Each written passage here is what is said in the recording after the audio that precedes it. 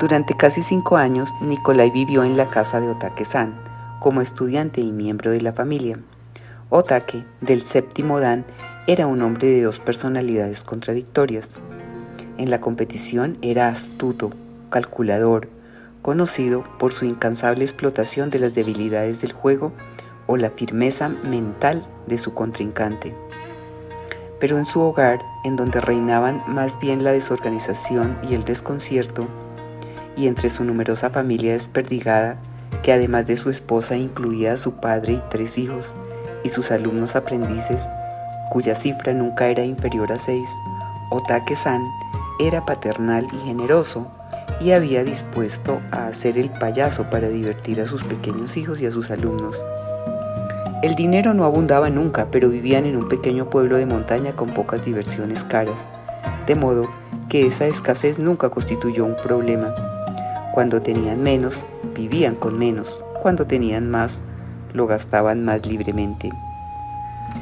Ninguno de los hijos de Otake-san poseía dones superiores a los normales para el arte de Go, y entre sus alumnos solo Nikolai poseía esa inefable gama de aptitudes que crean al jugador de categoría. Don para concebir posibilidades esquemáticas abstractas, sentido de poesía matemática a cuya luz se cristaliza en capullos geométricos el caos infinito de probabilidad y permutación bajo la presión de una intensa concentración, implacable foco de fuerza sobre la debilidad más sutil de un contrincante. Con el tiempo, Otake-san descubrió una cualidad adicional en Nikolai que hizo su juego formidable. En medio de una partida, Nikolai era capaz de descansar profundamente tranquilo durante un breve periodo, retornando después al juego con la mente fresca. Fue Otake-san el primero que se dio cuenta del hecho de que Nikolai era un místico. Como la mayoría de los místicos, Nikolai no se percataba de este rasgo suyo, y al principio no podía creer que los otros no poseyeran experiencias similares. Nikolai no podía imaginar la vida sin el transporte místico, y ni tan siquiera sentía compasión por aquellos que vivían sin gozar de semejantes momentos, pues los consideraba como de un orden enteramente diferente. El misticismo de Nikolai se hizo evidente un atardecer mientras estaba jugando una partida de práctica con Otake-san, una partida muy ajustada y clásica en la que solo vagos matices de desarrollo diferenciaban su juego de los modelos de los libros de texto. Estando en la tercera hoja, Nikolai se sintió dispuesto a recibir el reposo y la unidad y se dejó transportar. Al cabo de un rato, su sentimiento se desvaneció y Nikolai continuaba sentado, inmóvil y descansando, pensando vagamente por qué el maestro estaba entreteniéndose en hacer el movimiento adecuado. Cuando alzó la mirada, quedó sorprendido al ver que Otake-san le estaba mirando a él y no al Go-ban. ¿Qué sucede, maestro? ¿He cometido algún error? Otake-san examinó fijamente el rostro de Nikolai. No, Nico, tus 2 últimas jugadas no han sido particularmente brillantes, pero no había ningún error. Pero, ¿cómo puedes estar jugando y soñando despierto al mismo tiempo? ¿Soñando despierto? Yo no estaba soñando despierto, maestro. ¿No lo estabas? Tus ojos estaban desenfocados y tu expresión vacía. De hecho, ni siquiera miraste el tablero mientras hacías las jugadas. Colocaste las piezas mientras estabas mirando hacia el jardín. Nikolai sonrió e inclinó la cabeza. Ahora comprendía. Oh, ya entiendo. De hecho, acabo de retornar de mi reposo. Naturalmente no tenía por qué mirar al tablero. Explícame, por favor, ¿por qué no tienes que mirar al tablero, Nico? Yo, estaba descansando. Nikolai se daba cuenta de que Otake-san no le entendía, y esto le confundió, suponiendo, como suponía, que la experiencia mística era algo corriente. Otake-san se acomodó en su asiento y cogió otra de las pastillas de menta que habitualmente chupaba para aliviar los dolores de su estómago como resultado de los años de rígido control bajo las presiones del juego profesional. Ahora explícame lo que quieres decir cuando te refieres a que estabas descansando. Supongo que descansando no es la palabra correcta para explicarlo, maestro. No sé cuál será la palabra. Nunca he oído a nadie que lo haya mencionado, pero usted debe conocer la sensación a que me refiero. Partir sin salir. Él sabe dejarse llevar dentro de todas las cosas y la comprensión de todas las cosas. Nikolai se sentía confuso. La experiencia era demasiado simple y básica para ser explicada. Era como si el maestro le pidiera que explicase la respiración o el olor de las flores. Nikolai estaba seguro de que Otake-san sabía exactamente lo que él quería decir. Después de todo, solo tenía que recordar sus propios momentos de reposo. ¿Por qué le hacía estas preguntas? Otake-san estiró el brazo y tocó ligeramente el de Nikolai.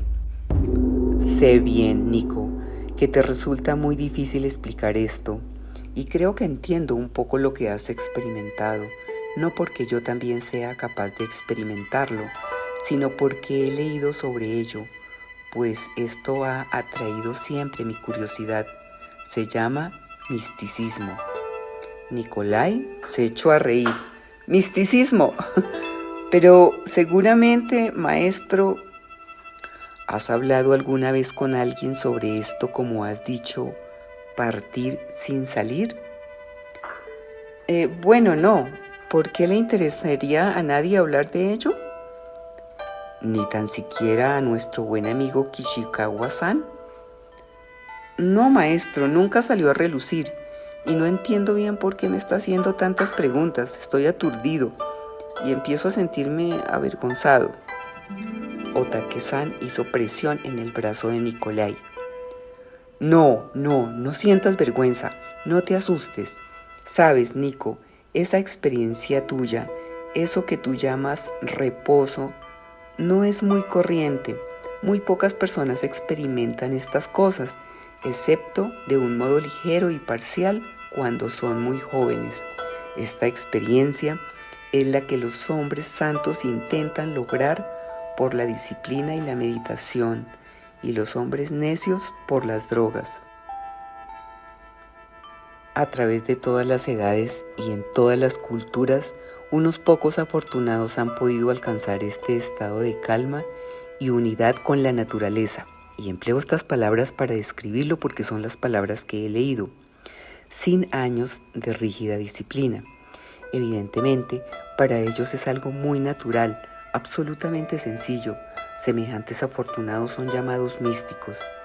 Es una etiqueta desafortunada porque lleva en sí connotaciones de religión y de magia. De hecho, todas las palabras usadas para describir esta experiencia son más bien teatrales. Lo que tú llamas un descanso, otros lo llaman éxtasis. Nikolai sonrió incierto ante esta palabra.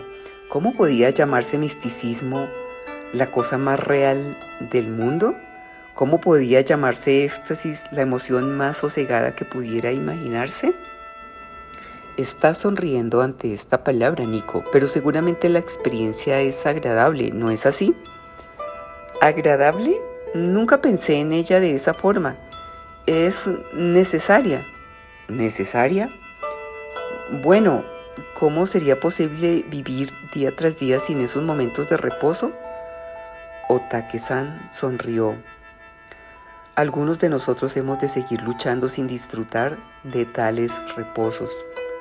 Perdóneme, maestro, pero no me es posible imaginar una vida como esa. ¿Cuál sería el objeto de vivir una vida así? Otake-san aprobó con la cabeza. Había descubierto en sus lecturas que los místicos solían presentar una incapacidad para entender a las personas que carecían del don místico. Se sintió algo intranquilo al recordar que cuando los místicos perdían su don, y la mayoría de ellos lo perdían en uno u otro momento, experimentaban pánico y una profunda depresión. Algunos se refugiaban en la religión para redescubrir la experiencia por medio de las formas de meditación. Otros llegaban a suicidarse, incapaces de soportar una vida sin este transporte místico. Nico, siempre he sentido una intensa curiosidad por el misticismo, de modo que permíteme que te haga algunas preguntas sobre este reposo tuyo. En mis lecturas, los místicos que hablan sobre sus transportes utilizan siempre tantos términos sutiles, tantas contradicciones aparentes, tantas paradojas poéticas.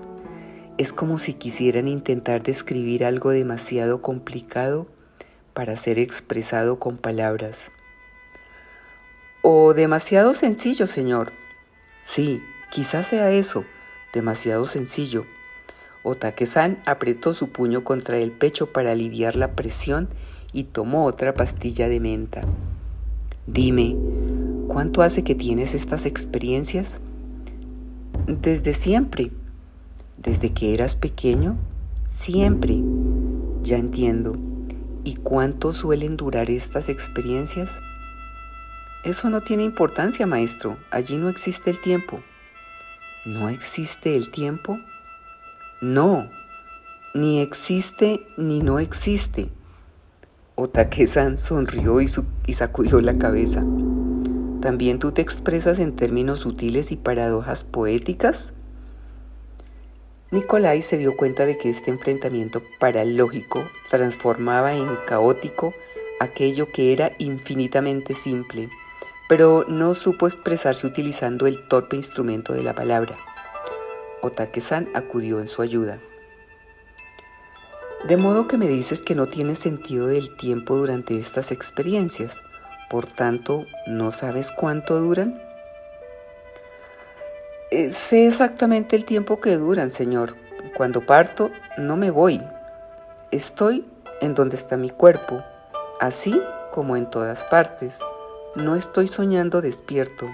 Algunas veces mi reposo dura 1 o 2 minutos. Otras dura horas. Dura todo el tiempo que es necesario. ¿Y se presentan a menudo estos reposos? Eso varía, como máximo 2 o 3 veces al día, pero algunas veces paso todo un mes sin un descanso. Cuando sucede esto, los echo mucho de menos. Me asusta pensar en que nunca más vuelvan. ¿Puedes provocar a voluntad uno de estos periodos de descanso? No, pero puedo bloquearlos y he de tener cuidado en no bloquearlos cuando necesito uno. ¿Y cómo puedes bloquearlos? Enfadándome u odiando. ¿No puedes tener esta experiencia cuando estás sintiendo odio? ¿Cómo podría? El reposo es todo lo contrario del odio. ¿Es amor entonces? Sería amor si fuese respecto a las personas, pero no se trata de personas. ¿De qué se trata entonces? De todo, de mí. Los dos somos lo mismo. Cuando estoy en reposo, todo y yo somos... No sé cómo definirlo. ¿Te conviertes en una unidad con todo? Sí, no exactamente. No me convierto en una unidad con todo, sino que retorno a ser unidad con todo. ¿Comprende lo que le quiero decir? Lo estoy intentando, por favor. Reflexiona sobre este reposo que acabas de experimentar mientras estábamos jugando. Descríbeme lo que sucedió. Nikolai levantó las palmas de las manos en gesto impotente. ¿Y cómo puedo hacerlo? Inténtalo. Comienza con: estábamos jugando y usted acababa de mover la pieza 56. Y sigue. Era la pieza 58, maestro. Muy bien, 58 entonces. ¿Y qué sucedió? Bueno, la continuidad del juego era ajustada y comenzó a transportarme al prado. Siempre comienza con alguna especie de movimiento continuo. La corriente de un río, A veces el viento que mece el trigal maduro, el brillo de las hojas movidas por la brisa, las nubes que van pasando. En cuanto a mí, si la estructura de las piezas de Go transcurre clásicamente, también eso puede llevarme al Prado. ¿Al Prado? Sí, es el lugar de mi expansión. Así reconozco que estoy en reposo. ¿Es un prado auténtico? Sí, naturalmente. ¿Un prado que algún día visitaste? ¿Un lugar en tu memoria? No está en mi memoria. Nunca he estado ahí mientras estoy disminuido. ¿Disminuido? Sí, sabe, cuando estoy en mi cuerpo, pero no en reposo.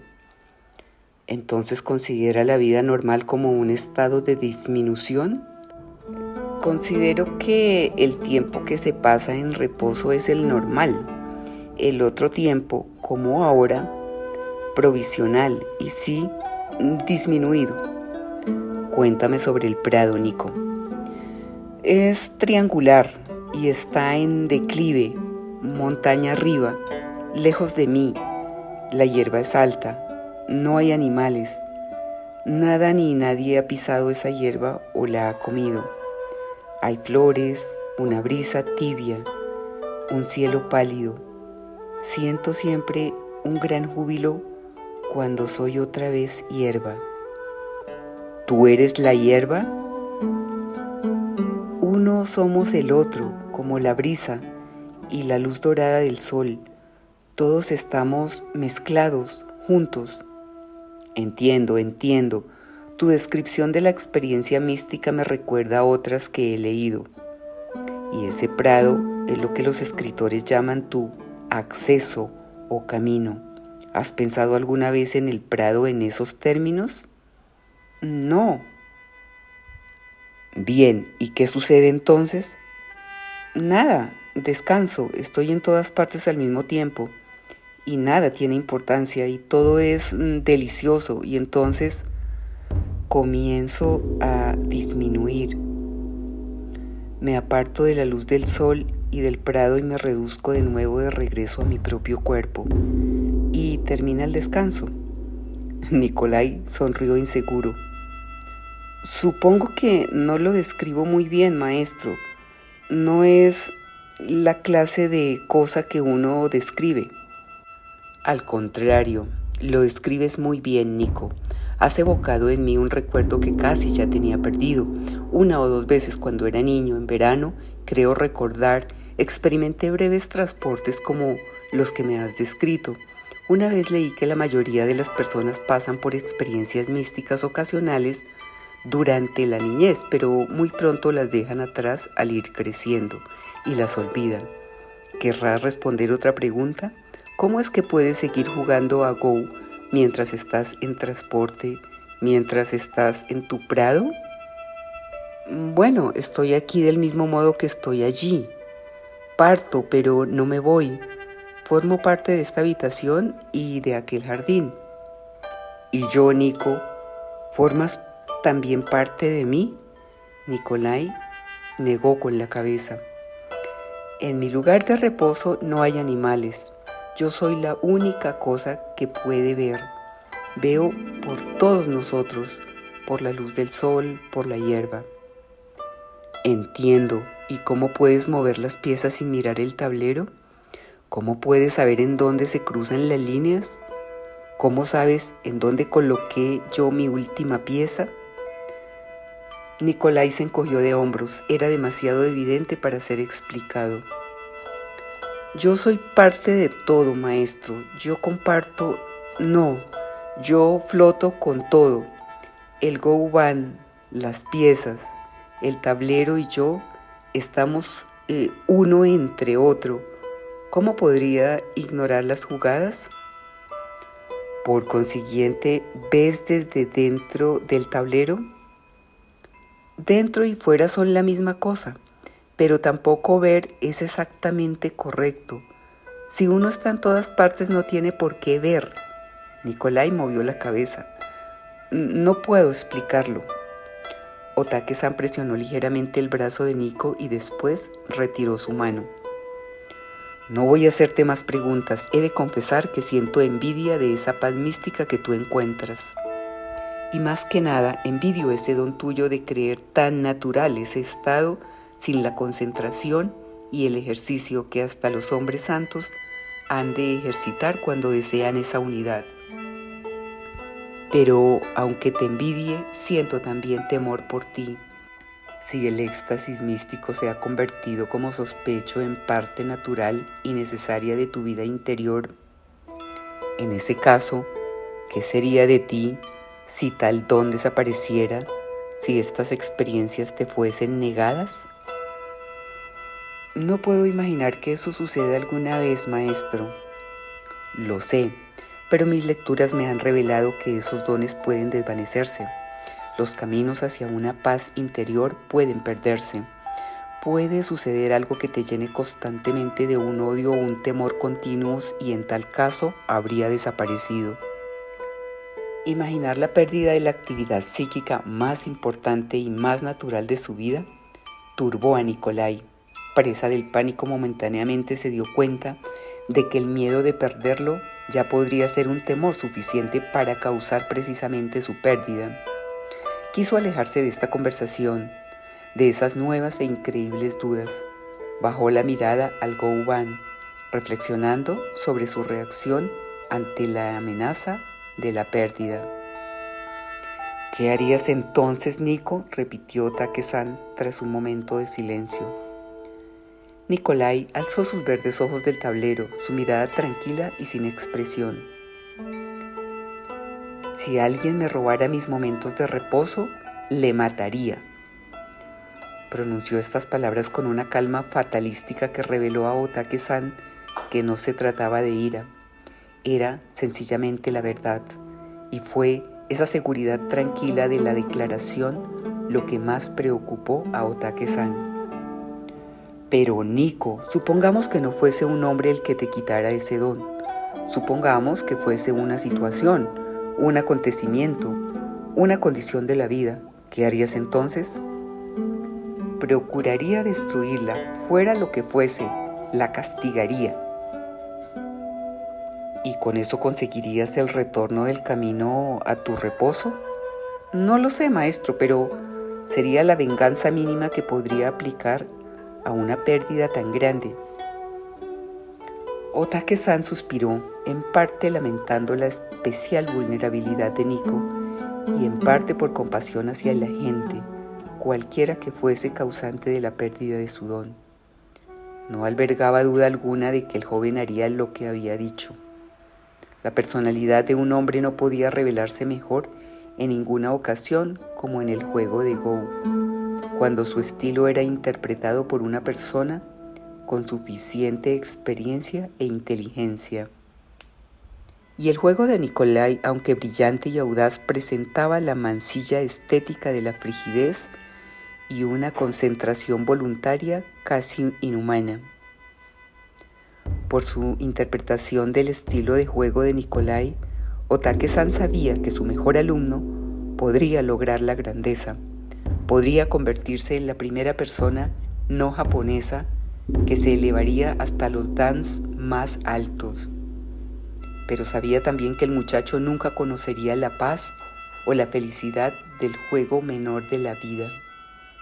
Era una bendita compensación que Nico poseyera el don de retirarse en un transporte místico, pero era un don de corazón envenenado. Otake-san suspiró de nuevo y observó la posición de las piezas. La partida ya había transcurrido en su tercera parte. ¿Te importa, Nico, si no la terminamos? Mi viejo estómago machacón está molestándome y el desarrollo ya está suficientemente dentro de un clasicismo cuyas semillas han enraizado ya para marcar el resultado. No creo que ninguno de nosotros cometamos un grave error. ¿No opinas como yo? Sí, señor. Nikolai se sintió aliviado de alejarse del tablero y de retirarse de aquella pequeña habitación en donde por primera vez había sabido que sus retiros místicos eran vulnerables, que algo podría suceder exponiéndole a perder una parte esencial de su vida. De todos modos, maestro, creo que usted habría ganado por 6 o 7 piezas. Otake-san echó una nueva ojeada al tablero. ¿Tantas? Yo hubiera dicho únicamente 5 o 6. Sonrió a Nico. Era una broma particular entre ellos. De hecho, Otake-san hubiera ganado al menos por 12 piezas, y los dos lo sabían muy bien.